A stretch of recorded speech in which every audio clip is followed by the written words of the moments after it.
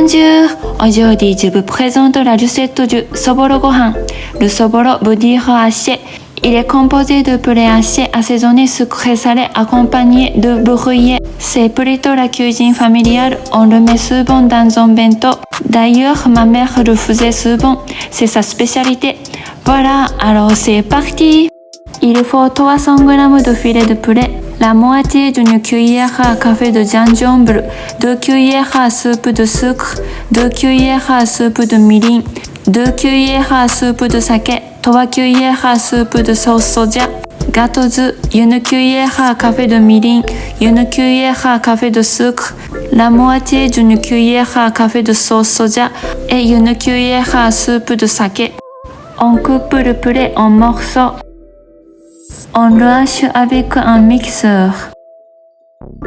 Quand le poulet devient comme ça, c'est parfait.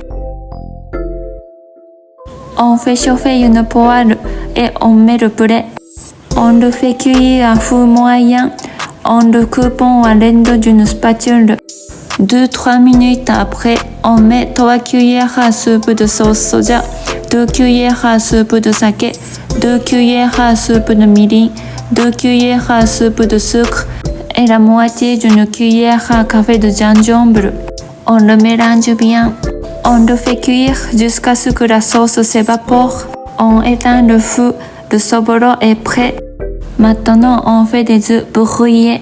On met une cuillère à soupe de sake, la moitié d'une cuillère à café de sauce soja, une cuillère à café de mirin et une cuillère à café de sucre sur les œufs.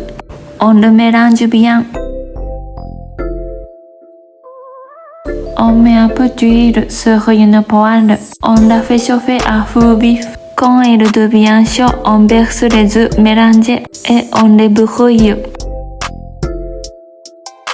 On coupe comme ça à l'aide d'une spatule.